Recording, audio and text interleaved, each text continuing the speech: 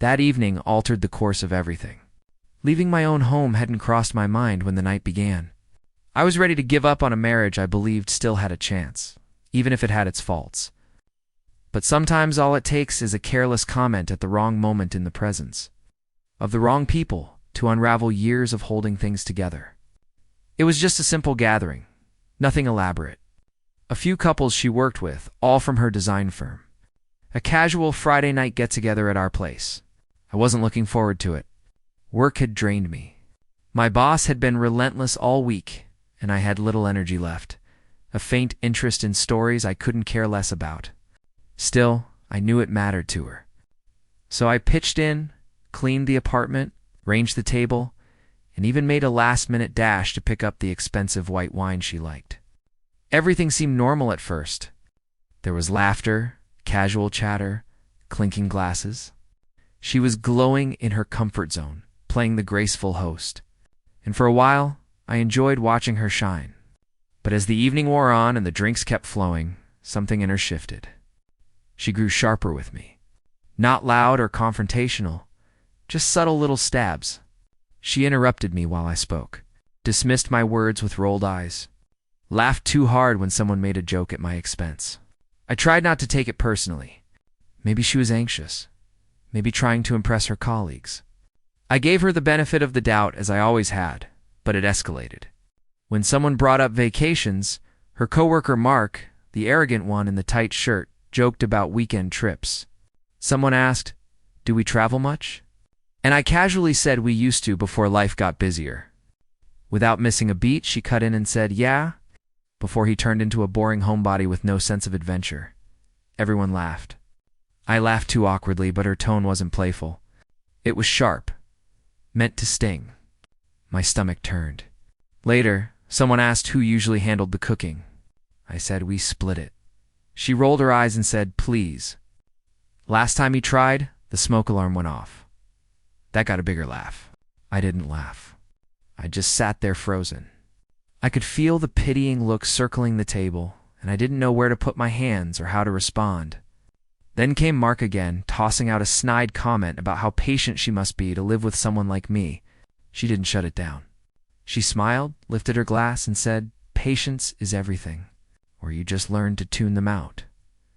That did it. I didn't speak. I just stood up and quietly walked out of the room. She called after me mockingly, "Oh, come on. Don't be so sensitive. If you don't like it, the door's right there." Silence. Thick and heavy silence fell across the room. Everyone watched me. I looked at her and I didn't recognize her. Whatever version of her I loved, she wasn't standing in front of me anymore.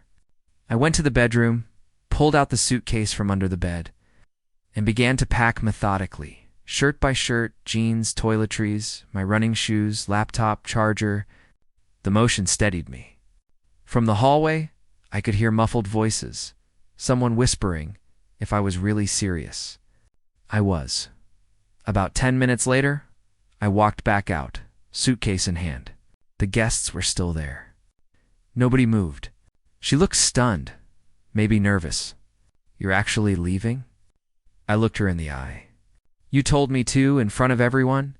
So yeah, I am." She opened her mouth like she had something to say, but nothing came out. For the first time that night, she was speechless. I walked out. I drove for hours with no destination in mind. Eventually, I found a cheap hotel off the highway and checked in. I lay awake most of the night staring at the ceiling, thinking about who we used to be. Thinking about all the quiet jabs, the sarcasm, the way I'd let her slowly reduce me to background noise in my own relationship. How I'd tolerated being the butt of the joke just to keep the peace. The next morning, I shut off my phone. A few days passed, then a week. She texted, called, emailed. I didn't respond, not to punish her, but because I needed space to think. And in that space, I realized that silence was the first real peace I'd felt in years. I stayed at my brother's place for a while. He didn't ask much, just gave me a key and a place to breathe. Gradually, I began to rebuild. I started running again, reconnected with old friends, signed up for therapy, not because I was broken, because I wanted to understand why I'd allowed someone to slowly wear down my self-worth over time.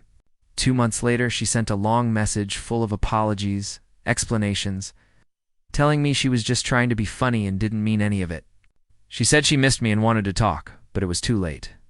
The night she mocked me, humiliated me, and told me the door was there, she'd never imagined I'd actually walk through it, and she definitely never thought I'd never come back.